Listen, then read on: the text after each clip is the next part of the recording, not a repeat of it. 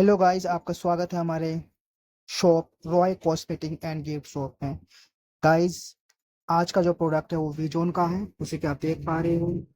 ये दोनों ही आपके फेयरनेस बॉडी लोशन है, बहुत ही अच्छा। इसमें दो आपके हैं, मिल्क एंड आलमंड्स का है, और इस तरह से इसका आपका जो है वो टर्मरिक का है, यानी हल्दी का।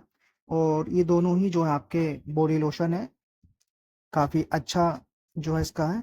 इसमें हम पढ़ के देखते हैं। सबसे पहले ये केमिकल फ्री है, फेयरनेस है, और ये भी केमिकल फ्री फेयरनेस है। काफ़ी बेहतरीन प्रोडक्ट है, मात्र 120 रुपये में हमारे शॉप पर आपको ये उपलब्ध है।